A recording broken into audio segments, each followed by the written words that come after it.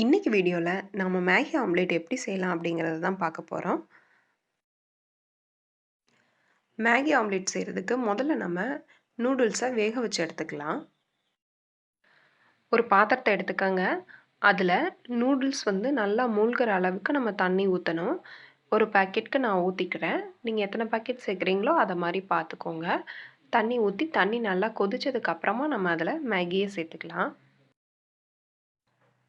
நூடுல்ஸை நல்லா உடச்சி தண்ணியில் சேர்த்துக்கோங்க. அது நல்லா வேகட்டும். ஆனால் மேகிக்கு கொடுத்துருக்க மசாலாவை நீங்கள் எடுத்து தனியாக வச்சுருங்க. அது நம்ம ஆம்லேட் பண்ணும்போது அதில் நம்ம சேர்த்துக்கலாம். இப்போ தண்ணி கொதிச்சிருச்சு, உள்ளே சேர்த்து வேக வச்சிடலாம். இது வேகிறதுக்குள்ள நம்ம ஆம்லேட்டுக்கு மற்ற பொருள் எல்லாம் ரெடி பண்ணிட்டு வந்துடலாம். ஒரு பாத்திரம் எடுத்துக்கலாம். நான் 2 முட்டை எடுத்திருக்கேன். நான் பிராய்லர் முட்டை தான் எடுத்திருக்கேன். நீங்கள் நாட்டுக்கோழி முட்டை கிடைச்சதுன்னா அதே யூஸ் பண்ணுங்கள். அதுதான் நமக்கு ரொம்ப நல்லது. நம்ம மேகி, முட்டை எல்லாத்தையும் சேர்க்குற அளவுக்கு நல்ல பெரிய பாத்திரமா எடுத்துக்கோங்க. 2 முட்டைய ஃபஸ்ட்டு உடைச்சு ஊற்றி நல்லா அடிச்சுக்கலாம். முட்டைய நல்லா அடித்ததுக்கப்புறமா நம்ம ஆம்லேட்டுக்கு ஒரு பெரிய வெங்காயத்தை நல்லா பொடுசாக கட் பண்ணி எடுத்து வச்சுருக்கோம். ஒரே ஒரு சின்ன சைஸ் தக்காளியையும் நல்லா பொடுசாக கட் பண்ணி எடுத்து வச்சுருக்கேன். இதையும் நம்ம அந்த முட்டையில் சேர்த்து நல்லா கலக்கிக்கலாம். இப்போ மேகி சிம்மில் தான் இருக்குது. அது நல்லா வெந்துட்டுருக்கு. அதையும் அப்பப்போ ஒரு கண் பார்த்துக்கோங்க.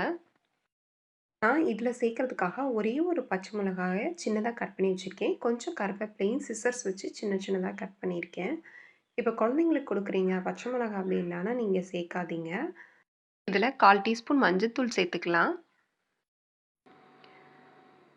இப்போ நம்ம நூடுல்ஸ் நல்லா வெந்துருச்சு. அடுப்பை ஆஃப் பண்ணிவிட்டு தண்ணியெல்லாம் வடிகட்டிட்டு நூடுல்ஸை மட்டும் நம்ம தனியாக எடுத்து வச்சிடலாம். இப்போ நம்ம ஆம்லேட்டுக்கு தேவையான பொடிகளை சேர்த்துக்கலாம். ஃபஸ்ட்டு ஆம்லேட்டுக்கு தேவையான உப்பு, அப்புறமா சீரகம், மிளகு 2யும் சேர்த்து திரிச்சு வச்ச பொடி வந்து ஒரு 1/2 டேபிள் ஸ்பூன் சேர்த்துக்கிறேன். உங்களுக்கு பெப்பர் ஜாஸ்தியாக வேணுன்னா பெப்பர் சேர்த்துக்கோங்க. 1/4 டீஸ்பூன் மிளகாய்த்தூள் சேர்த்துருக்கேன். உங்களுக்கு மிளகாய்த்தூள் வேண்டாம், பெப்பர் மட்டுமே போதும்னா நீங்கள் சேர்க்க வேண்டாம், ஆப்ஷனல் தான். இது கூட மேகிக்கு நமக்கு கொடுத்த மசாலா பாக்கெட்டை கட் பண்ணி சேர்த்து நல்லா கட்டி இல்லாமல் கலக்கிக்கலாம். இது கூட நம்ம வேக வச்சு எடுத்து வச்சுருக்க நூடுல்ஸை சேர்த்துக்கலாம். சேர்த்து நல்லா கலக்கிட்டு நம்ம ஆம்லேட் ஊற்றிட வேண்டியதான். நம்மளோட மேகி ஆம்லேட் ரெடி ஆக போகுது. ஒரு பாக்கெட் மேகிக்கு நம்ம 2 முட்டை சேர்த்து பண்ணியிருக்கோம். இதில் 4 பெரிய சைஸ் ஆம்லேட்டும் ஒரு குட்டி ஆம்லேட்டும் வந்துச்சு. உங்களுக்கு எத்தனை ஆம்லேட் தேவையோ அதுக்கு தக்கன நீங்கள் மேகியும் முட்டையும் சேர்த்துக்கங்க. இது கொஞ்சம் டிஃப்ரெண்ட் டேஸ்ட்டாக இருந்துச்சு. நீங்களும் ட்ரை பண்ணி பாருங்கள். தோசை, ஆம்லேட் எல்லாத்துக்கும் இரும்பு கல்லே பயன்படுத்துங்க. கல் நல்லா காஞ்சிருச்சு. நம்ம எண்ணெய் தேய்ச்சிட்டு இப்போ இதில் ஆம்லேட் ஊற்றிடலாம். அடுப்பை மீடியமில் வச்சுக்கோங்க. அப்போ தான் நமக்கு திருப்புறதுக்கு ஈஸியாக இருக்கும். ஒன்று போல் வேகும். இப்போ ஒரு சைடு ஆம்லேட் வெந்துருச்சு. இப்போ இதை நம்ம திருப்பி போடலாம். திருப்பும் போது பார்த்து கவனமாக திருப்புங்க. ஒரு சைடு வெந்ததும் நம்ம ஆம்லேட்டை எடுத்துடலாம். அவ்வளோதான், நம்மளோட மேகி ஆம்லேட் ரெடி ஆயிடுச்சு. உங்களுக்கு இந்த வீடியோ பிடிச்சிருந்துச்சுன்னா லைக் பண்ணுங்கள். அப்படியே மறக்காமல் நம்மளோட சேனலுக்கு சப்ஸ்கிரைப் பண்ணுங்கள். தேங்க்யூ.